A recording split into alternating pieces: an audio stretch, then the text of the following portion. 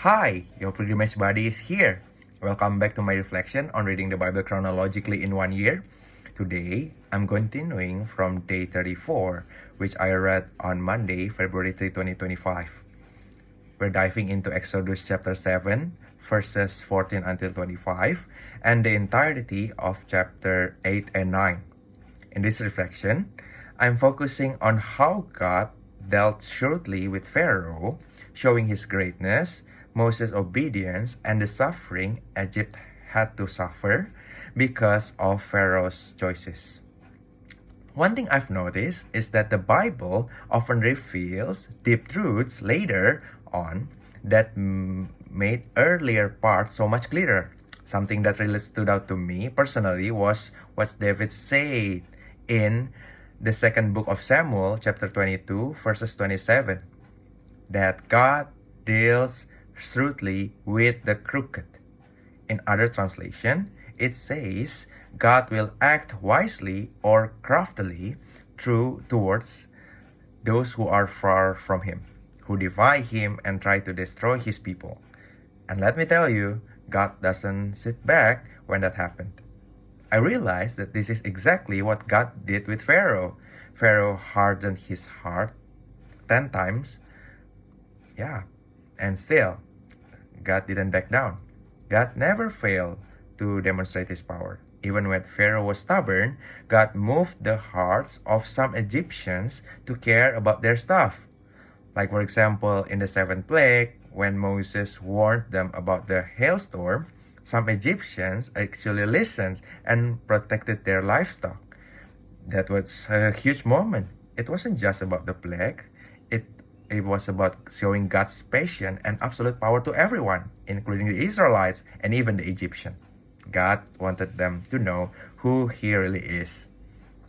What also shocked me the most was that from the very first plague, Pharaoh didn't care about his people at all. They were suffering from water and livestock crisis. Their homes were being destroyed, and Pharaoh still didn't listen. Instead of turning to God, he tried using magic to match God's power. But we all know how that turned out. He lost.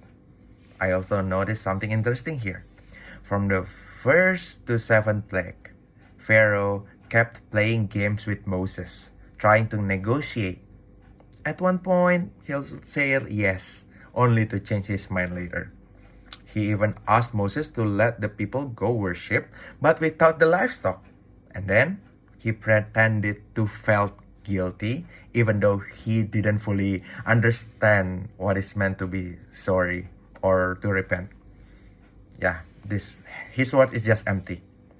So Pharaoh just went back to his sin. The best life is the life when we're aligned with God and love God and obey him.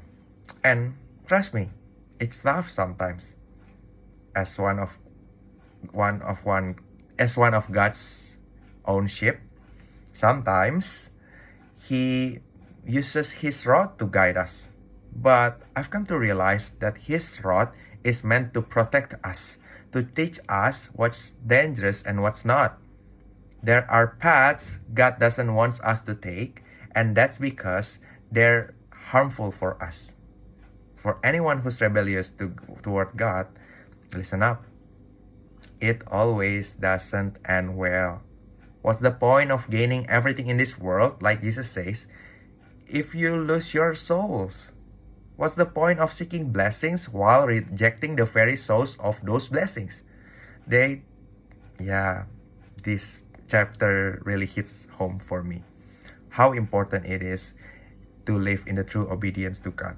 Especially when I see what happened to Pharaoh. Life doesn't go well with those who oppose God. So this is my takeaway from all of this. God's wisdom is way beyond ours, and we align ourselves with him. We're on the path to real peace, real purpose, and real protection. Trust him and let his wisdom guide you through all things. That's all that I can say for today's reading. God bless.